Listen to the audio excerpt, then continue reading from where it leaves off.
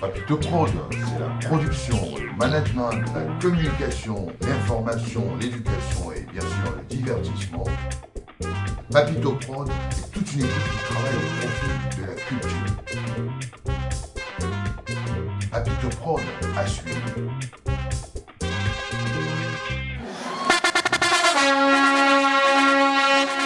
Les Mahiti, tambou pas jamlou, qu'il sim c'est rara, j'étais, toi kounan kalfou pour me chasser baka, yo paka, cause de ma brim grand. Kaisa paprade, Kenya iso c'est ou qui poto, kaila paprade.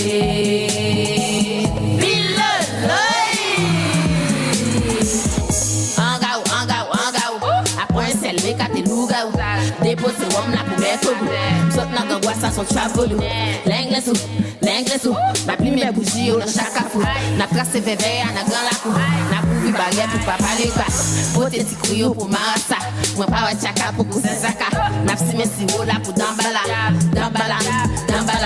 Tandem da do ti baron palwa Ezli, danto, vierge miak, solo Gede, Igo, Kaisa, paprade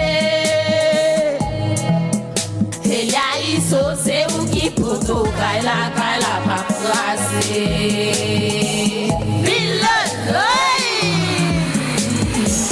Kaisa paprase.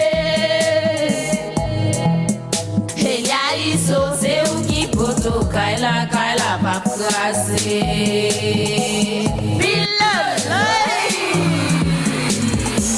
Les Mahiti, tambou pas jamlou, qui tim c'est rara, m'a jeté. Toi kounan kalfou pour chasser baka, yo paka, cause de ma brim grand. Sorti na Guinée, track my bon, you met il est mal dans les temps. Ça gen là, y'a des filles qui parlent gen loi. M'a sonné à 100 pour ça, va yo. Ni mes baleines pour t'y chamber trop. Vite, machi chamber de l'eau. Vite, garde chamber yo. Papa loco, maman Marie. Esprit mal fait ça n'a pas failli. 101 121 nations. Si kafou papa ici, ne pas prêt. Chaque mois son poisson et le café sonneur. Depuis tambour lagué, ma pilonne. Moi, mouté bila, moi, je